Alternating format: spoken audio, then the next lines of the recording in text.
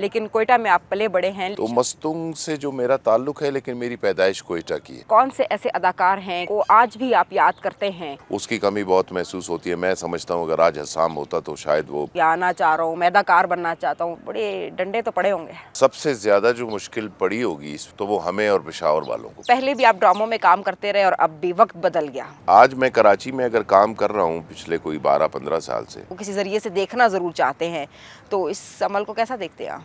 बिल्कुल आपने सही कहा, हमारा ड्रामा उनके ड्रामे से बहुत ऊपर का है। एक शेर सुना दें जो आपने साम काजी साहब की याद में। लेकिन कैसे उसने अपने सारे नंबर काट दिए हैं, मोबाइल भी ऑफ पड़ा है। अदाकार रहा हो जिससे आप बड़े इंस्पायर हुए हों, और या इससे बड़ा चाहने वाला और कौन हो सकता है।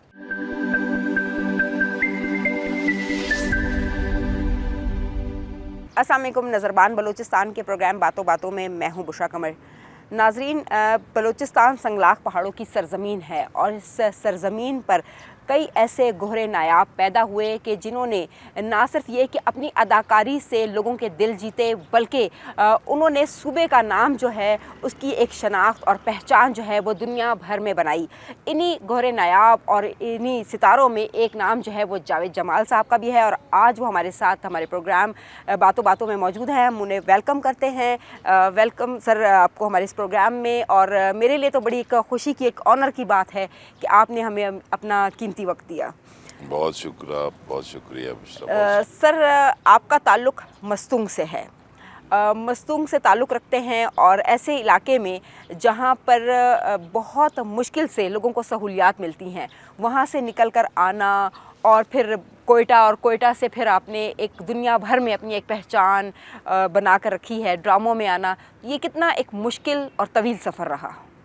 ये बहुत मुश्किल सफ़र है बुशरा, लेकिन मामला ये है कि हमारे टीचर्स ने, हमारे बड़ों ने, हमारे पेरेंट्स ने, स्पेशली मेरी अम्मी ने मुझे ये कहा था कि अगर किसी काम पे या किसी फील्ड पे फोकस किया जाए और मुसलसल मेहनत की जाए तो ऐसा मुमकिन नहीं कि अल्लाह ताला उसका रिवार्ड या रिगार्ड ना दे।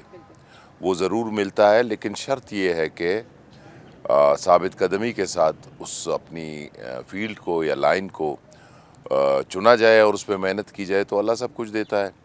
तो मस्तूंग से जो मेरा ताल्लुक़ है, लेकिन मेरी पैदाइश कोयटा की है। हमारे आबा व अजदाद हैं, हमारे कज़न्स हैं, हमारे चचा हैं, हमारा अपना घर है मस्तूंग में। तो लेकिन मैं चूँकि यहाँ पैदा हुआ, फिर स्ट्रगल, जैसे आपने कहा कि मुश्किलात तो आती हैं रास्ते में। जैसे शुरू में हमने स्ट्रगल शुरू की, और आपको पता है कि जिस दौर में हमने कदम रखा उस दौर में सिर्फ एक ही चैनल होता था।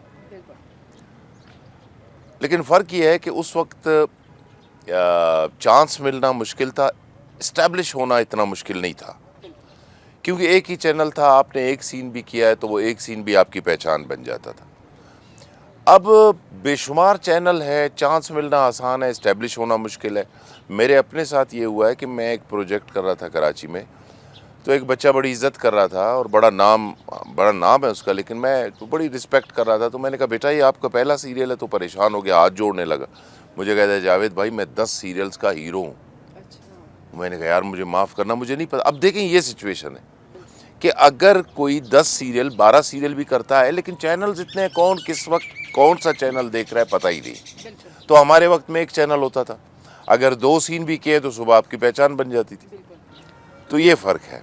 अच्छा सर, आप मस्तूंग से आपने बताया कि आपकी पैदाइश मस्तूंग की है, लेकिन कोयटा में आप पले बड़े हैं, लेकिन उसके बावजूद एक फैमिली की तरफ से उस दौर में तो बड़ा मुश्किल होता होगा कि इजाज़त लें और मैं इस फील्ड को ज्वाइन करना चाह रहा हूँ या आना चाह रहा हूँ, मैं अदाकार बनना चाहता हूँ, तो बड़े डंडे तो पड़े होंगे।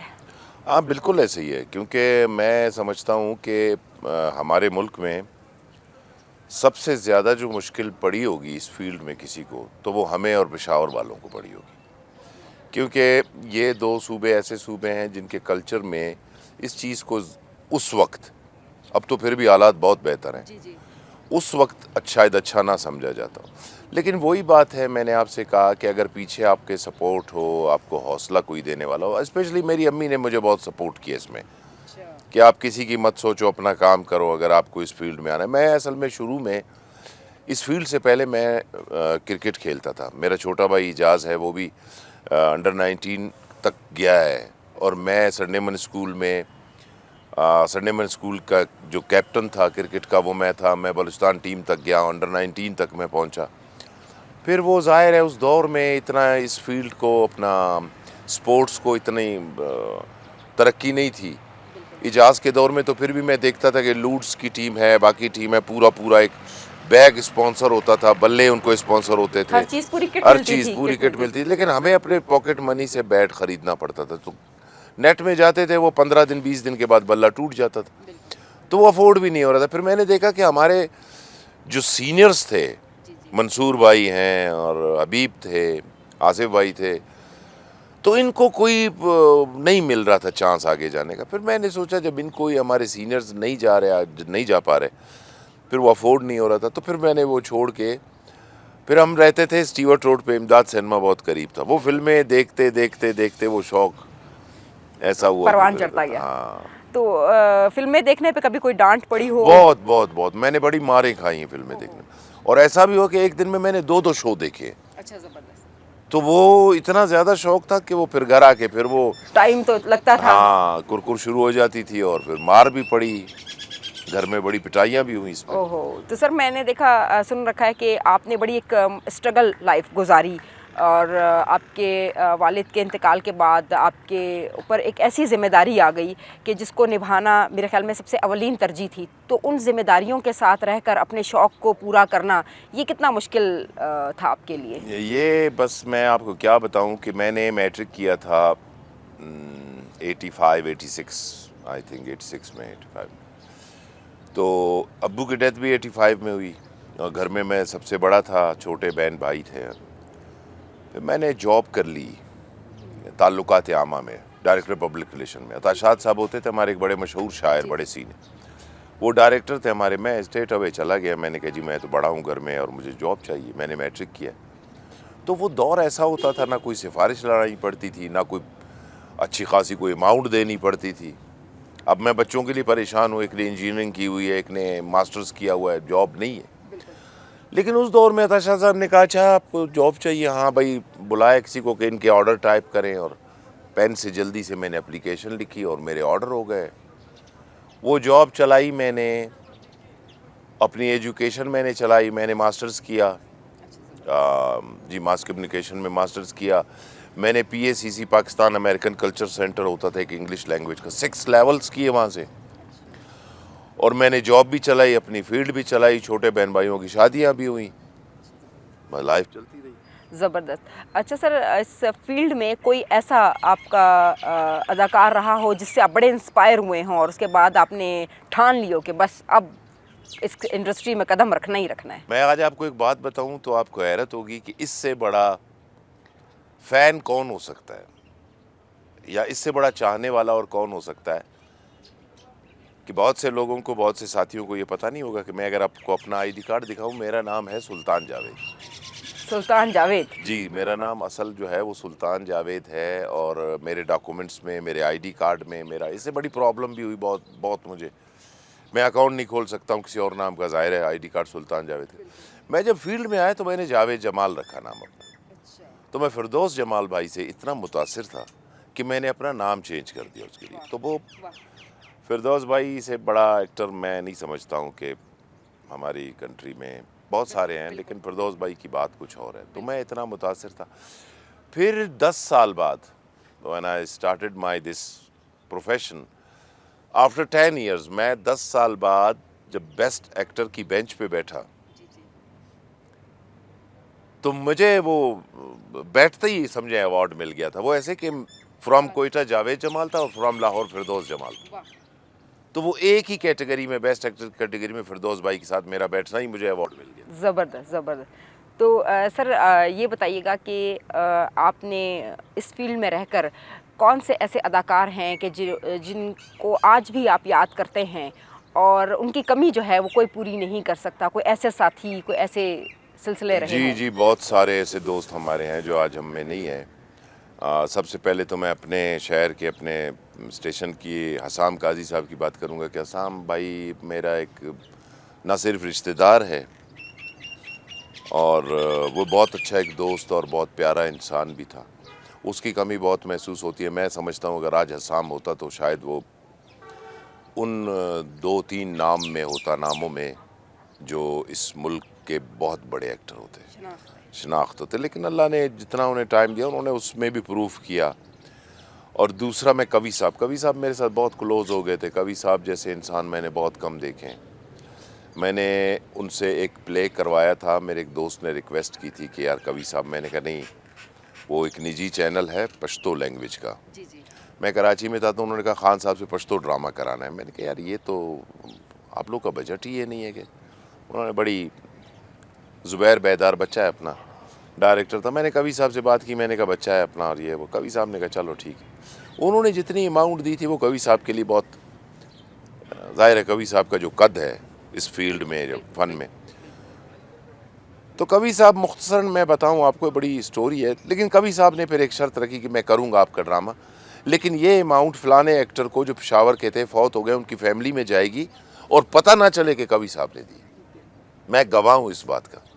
इतनी बड़ी शख्सियत थे। कवि साहब ने पश्तो ड्रामा किया, 4 दिन शूट की, और वो पैसे जो है वो उस साथी के घर वालों को मिले जो पेशावर में उसकी डेथ हो गई थी।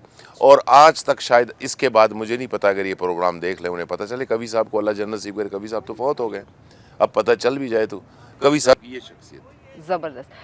सर, अपनी ज़बान पर जब अबूर इंसान को हासिल हो तो उसमें बड़ी अच्छी परफॉर्मेंस हो जाती है, लेकिन आपको तो 11 ज़बानें आती हैं, बलूची, ब्रावी, पश्तो, सराइकी, हिंद को और पंजाबी, बहुत सारी ज़बानें। तो मैंने सुन रखा आपने किसी पंजाबी फ़िल्म में भी कोई काम किया था, कोई मिठाइयाँ तकसीम हुई थी? जी जी, वो एक फ़िल्म बनी थी लाहौर में, शाजी, उसमें वो प्रोड्यूस भी की थी मेरे एक दोस्त ने। तो उसमें जब पूरी फिल्म ख़त्म हुई तो आखिरी दिन की जो शूट थी उसमें शफ़क़त चीमा साहब ने मिठाई मंगाई थी। तो मालूम हुआ कि भाई क्यों मंगाई है, तो उन्होंने कहा जावेद की वजह से। अच्छा। तो मैंने कहा जी मेरी वजह से क्यों? उन्होंने कहा यार तुसी बलूचिस्तान दे बंदे हो, तुसी पूरी फिल्म विच एक रीटेक नहीं देती, एक दफ़ा भी नहीं भुले तुसी। वाह। मैंने कहा सर मैं तो 12-14 ज़ुबाना बोलना, मेरे सारे दोस्त ने, मैं 8 ज़ुबाना च मैं ऑन एयर होया। मैंने उससे बस कहा यार कमाल है। तो ये किस्सा था। मैं वैसे वाकई हम घर में फ़ारसी बोलते हैं, पर्शियन। अच्छा, ज़बरदस्त। हाँ, ज़ाहिर है यहाँ पे तो पर्शियन में अभी तक फ़िलहाल शायद अभी कोयटा टीवी में एक प्रोग्राम शुरू हुए हैं। प्रोग्राम शुरू हुआ है, लेकिन मैंने उस ज़बान में अभी तक ड्रामा नहीं किया पर्शियन में। है ख्वाहिश कोई ऐसी रखते हैं? हाँ, मेरी ख्वाहिश है कि मैं ईरान में जाके काम करूँ। अच्छा, ज़बरदस्त। वहाँ की जो फिल्म इंडस्ट्री है वो हॉलीवुड के मुकाबले की है, और मेरा ख्याल है कि शायद उनसे भी आगे है। उनका जो विज़न है, उनकी जो थॉट है उनकी। तो इसके अलावा मैं 8 ज़बानों में ऑन एयर हुआ हूँ जो बोली जाती हैं पाकिस्तान में। हाँ।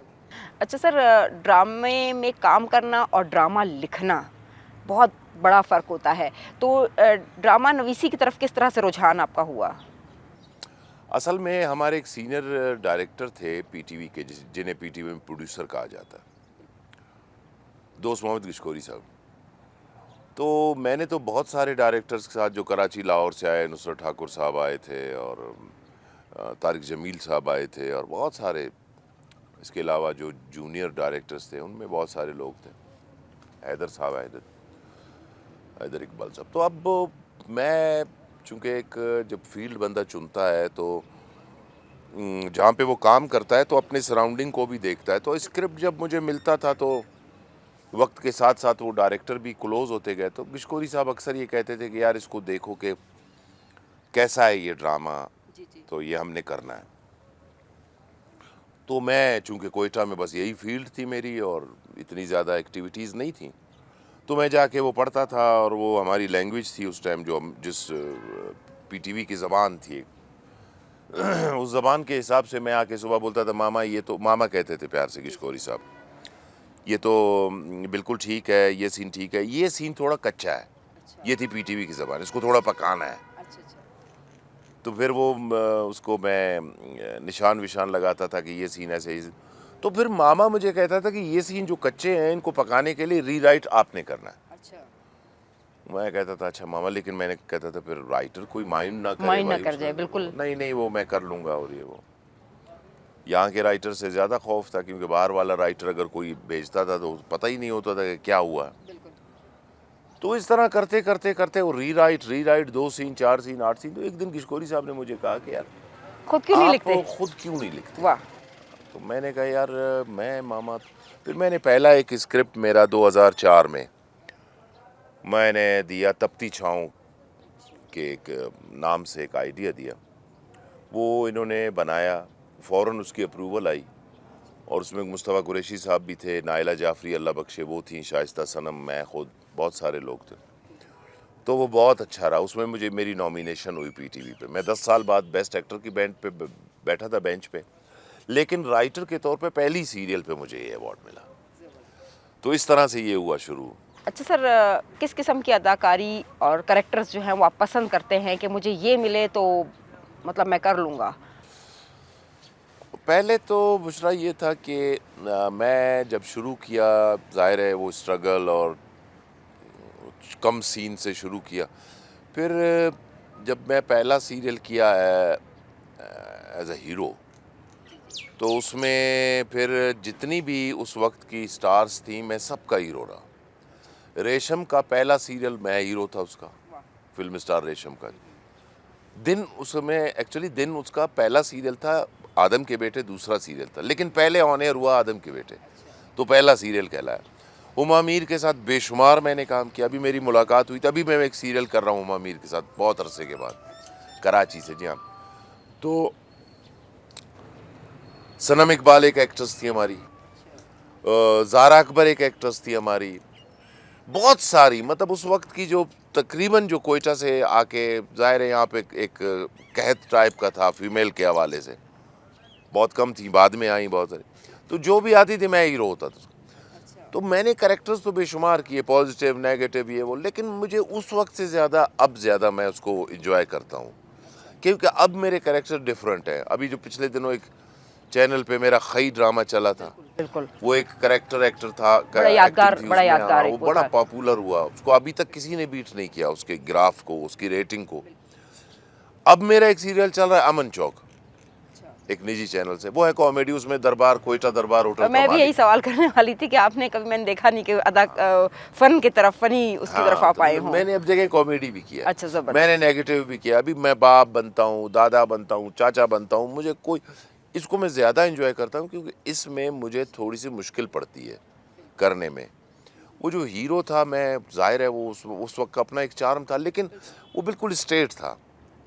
मैं ये समझता हूँ कि हीरो के लिए जो है वो मार्जिन डायरेक्टर के पास भी इतना नहीं है, डीओपी के पास भी इतना नहीं है, राइटर के पास भी इतना नहीं है।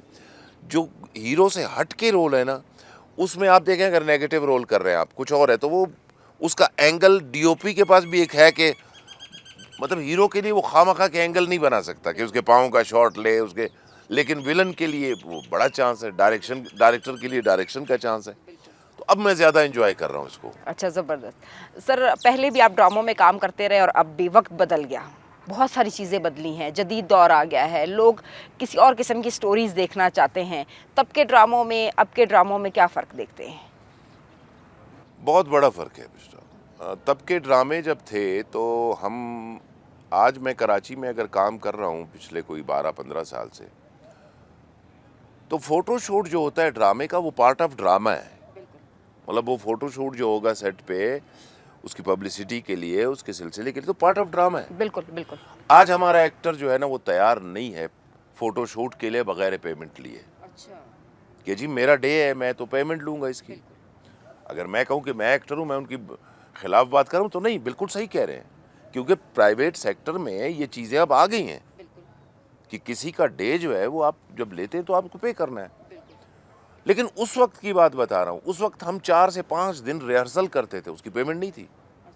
5 दिन आप 2-2:30 बजे आके शाम को 7-8 बजे अपने घर जाते थे, मेल फीमेल, वो रिहर्सल होती थी, फिर ड्राई रिहर्सल होती थी पहले, फिर आखिरी दिन मूव के साथ रिहर्सल होती थी, तब जाके 5वें 6ठे दिन वो शूट अपना स्टूडियो में जाता था ड्रामा। तो उसका रिजल्ट भी आपके सामने है, वो नक्श है आज तक वो ड्रामे, आज चाहे भी वो आप धुआं हो, देखें तो चाहे वो आपको, दीवारें बिल्कुल, हो, बिल्कुल। चाहे वो वारिस हो, नक्श हैं वो।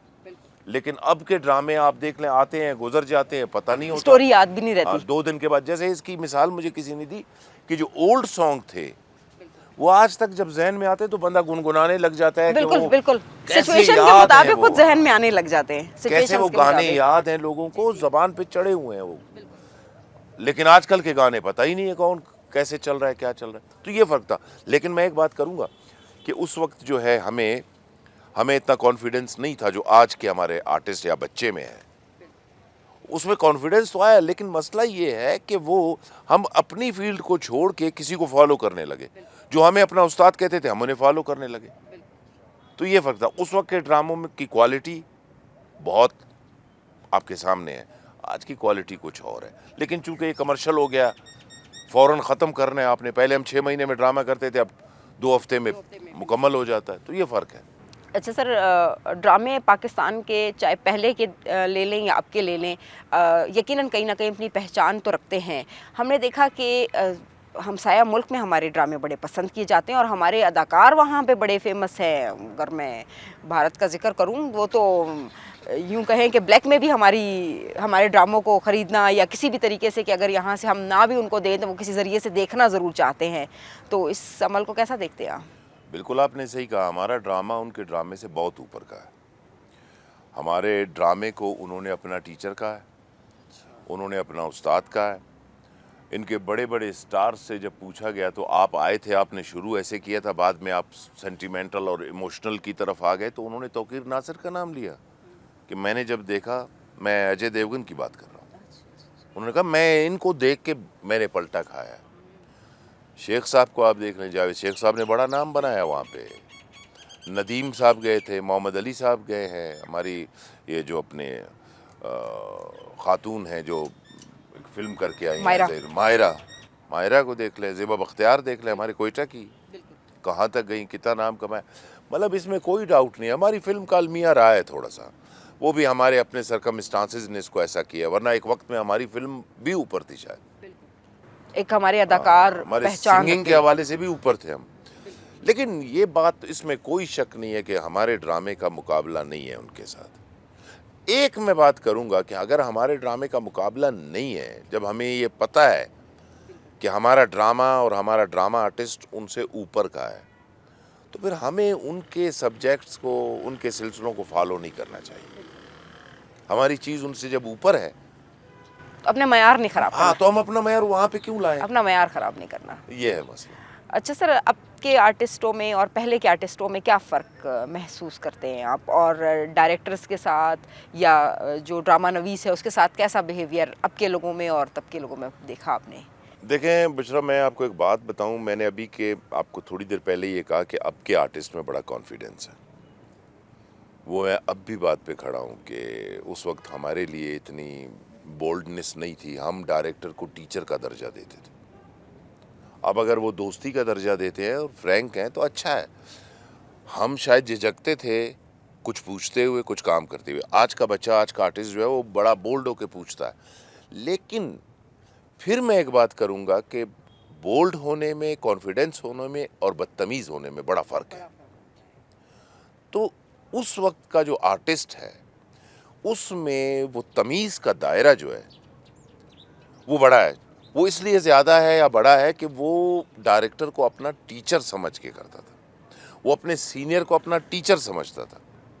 आजकल वो लेक ऑफ किसी की बात नहीं समझना चाहते। ये इस चीज़ की कमी है। वो कहीं ना कहीं महसूस होता है कि ये मुझे समझा रहा है तो ये मुझे कहीं डिग्रेड नहीं कर रहा है मुझे, या ये कौन होता है मुझे समझाने। मतलब इस तरह की थॉट जब डेवलप होती है कि आपने, हमें तो अब सबके सामने डांट दिया जाता था। अगर आप इस वक्त आप किसी से बात करें तो माइंड कर जाएगा कि यार आप सबके सामने शुरू हो गए। तो ये फ़र्क ज़रूर है। तो लेकिन उस टाइम की डांट से आप सीख जाते थे, आपको फिर वो फॉरएवर याद रहता था कि फलाने टाइम पे ये हुआ था तो मैंने अब ये मिस्टेक नहीं करनी। वो हमें कोई डांटता था तो हमें फ़ख्र होता था कि मुझे ख़याम सरहदी साहब ने ये कह दिया, मुझे जी कवि साहब ने, अफजाल साहब आए थे चाकर आज़म करने, औरंगज़ेब लगारी साहब, जब ये किसी को कुछ कहते थे तो वो अपनी खुशकिस्मती समझता था कि यार किस सबको छोड़ के मुझे कहा। सर, इतना टाइम अदाकार जो है वो अपनी बल्कि ज़िंदगी का एक बड़ा हिस्सा स्टेज को भी देते हैं, ड्रामों को भी देते हैं, फ़िल्म को भी देते हैं, लेकिन फिर भी जो एक वक्त आता है जब वो कुछ नहीं कर पा रहे होते तो कसम पुरसी की ज़िंदगी गुजारते हैं। तो इसमें ज़्यादा कसूर किसका होता है? क्या हुकूमत उनके लिए कोई ऐसे रास्ते नहीं बनाती या फिर कहीं ना कहीं वो खुद भी कोई कसूरवार होते हैं? देखें, मैं आपको एक चीज़ बताऊं बुशरा, कि हर चीज़ का जिम्मेदार बंदा, जाहिर है जो मैंने चुनी है तो मैंने कैसे चलना है इस पे। लेकिन मैं समझता हूं कि हमारे मुल्क में जो पहले के हालात थे, जो पहले की पेमेंट्स थी, जो पहले के सरकमस्टांसेस थे, उसमें और अब में ये दौर जो है, ये आर्टिस्ट का गोल्डन पीरियड, इसलिए मैं कहूँगा कि ऐसा दौर पहले नहीं आया। इससे अच्छा दौर आ सकता है, लेकिन जो अब हम जहाँ पे खड़े हैं, ऐसा दौर पहले नहीं आया। मतलब अब जो है आर्टिस्ट जो हैं, वो हमारी फील्ड में जो लोग हैं, वो पर डे, अब तो पर डे वाला किस्सा आ गया। मजदूर सुबह जाता है मजदूरी पे शाम को। अब पर डे जितना मिल रहा है आर्टिस्ट को, वो पूरी सीरियल का मिलता था उस दौर में। अच्छा, मतलब पूरी सीरियल आप करके जो आपको अमाउंट मिलता था, अब वो एक दिन में मिल रहा है उनको, बल्कि उससे ज्यादा ही मिलता होगा। ज्यादा मिल रहा है। बिल्कुल। मंथली जो शोज हो रहे हैं, वो आप सोच नहीं सकती कितना पैसा है। अब ये तो गलत बात है कि मैं बोलूं जी मुझे नहीं मिल रहा तो कुछ नहीं है। लेकिन अगर मुझे नहीं मिल रहा उसके रीजन और होंगे, अगर किसी और को नहीं मिल रहा उसके रीजन, लेकिन जो कर रहे हैं उनको जो मिल रहा है इतना पहले कभी नहीं मिला। उस वक्त ये था कि इतनी अमाउंट नहीं थी। अब तो और चीज़ें हो गई हैं। अब तो एक आपको बीमा पॉलिसी कह लें, हेल्थ कार्ड कह लें, और स्पॉन्सर हैं आप, हाँ इंश्योर्ड हैं आप, पता नहीं क्या क्या सिलसिले हैं जो पहले नहीं थे। अब मेरा ये ख्याल है कि अब का आर्टिस्ट पहले के आर्टिस्ट से फाइनेंशियली भी बहुत स्ट्रांग हो गया, और लेकिन उसने इस फील्ड के साथ कुछ और चला है। अब मैं आपको एक मिसाल दूं, मैं कराची जब मूव हुआ, मैंने उन्हें कहा, कहते हैं यार हमें तो हैरत है, मैंने उन्हें कहा कि आप पूरी हिस्ट्री देख लें कोयटा टीवी की, जितने भी राइटर और एक्टर हैं, बिल्कुल, या एंकर हैं, वो या सिंगर हैं, वो आप लिस्ट पूरी निकाल लें, कोई उनमें ऐसा नहीं है जिसकी जॉब या बिजनेस नहीं है। बिल्कुल, कहीं ना कहीं अपना मुस्तकबिल देखें, वो सेव करके रखा लेक्चरर थे, अयूब भाई बैंक मैनेजर थे, ठीक है। मैं खुद जॉब, मेरा 2017 में मैंने रिटायरमेंट ली।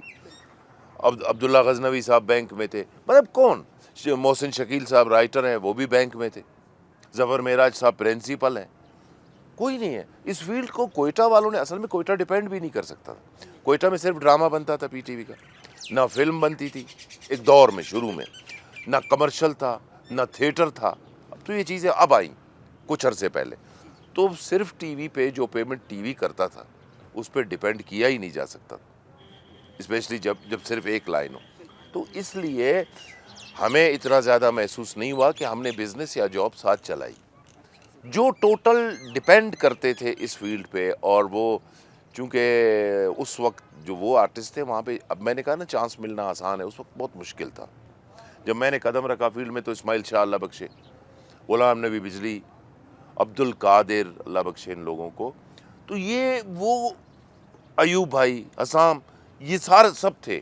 तो मेरा इन होना बहुत मुश्किल था उस वक्त, लेकिन बस वो कुदरती, वो छोटे छोटे सीन करके अल्लाह ने वो हो गया। कुछ मेहनत भी होती है कि मेहनत भी रंग लाती है, मेहनत भी रंग लाती है, मेहनत भी।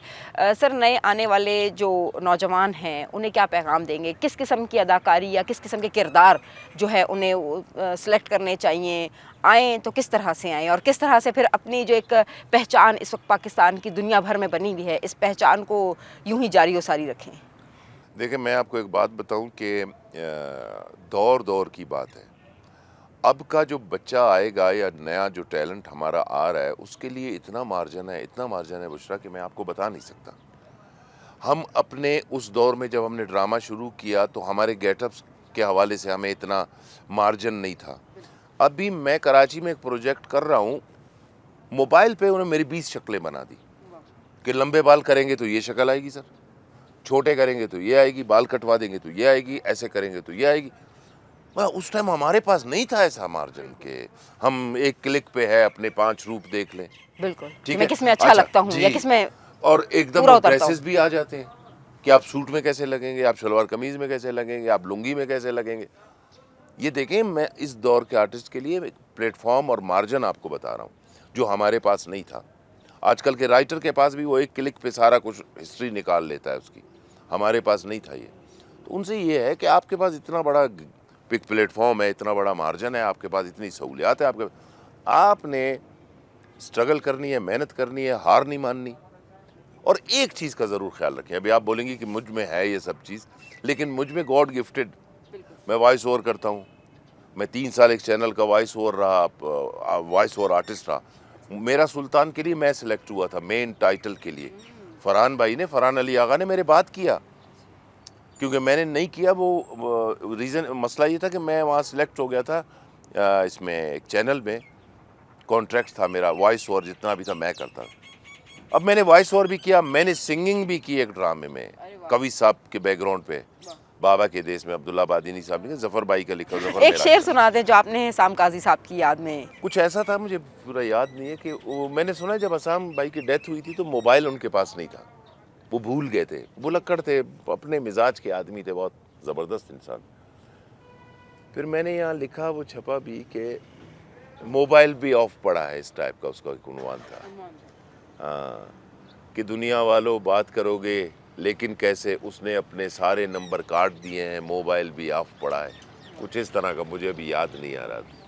सर, कुछ यादें रह जाती हैं जो इंसान चाहकर भी नहीं भूल सकता। बहुत अच्छे किरदार आपने किए, बहुत सबक आमोज़ किरदार आपके रहे, और हम तो यही पैगाम देंगे नई नस्ल को कि वो जो है आप लोगों से, क्योंकि आप उस्ताद हैं उनके, आप उनके लिए वो तैयार हुआ मवाद हैं कि आपके किरदार देखकर वो बहुत कुछ सीख सकते हैं। और यकीनन जिस तरह से पाकिस्तानी ड्रामे ना सिर्फ ये कि पाकिस्तान में धूम मचा रहे हैं, हमसाया ममालिक के साथ साथ दुनिया में भी, और कई ऐसे फेस्टिवल दुनिया में होते हैं कि जिनमें इन ड्रामों को जो है वो इनका ज़िक्र किया जाता है, अदाकारों को बुलाया जाता है, नाम बनाया जाता है। तो हम मुस्तकबिल में भी अपने नौजवानों से यही उम्मीद रखेंगे कि वो बेहतरीन अदाकारी करके यूं ही पाकिस्तान का नाम रोशन करने के साथ साथ नाजरीन को भी एक बेहतरीन परफॉर्मेंस और बेहतरीन ड्रामे, बेहतरीन इंटरटेनमेंट जो है वो फराहम करें। एक नए प्रोग्राम के साथ फिर से हाजिर होंगे, तब तक के लिए इजाज़त दीजिएगा। अल्लाह हाफ़िज़।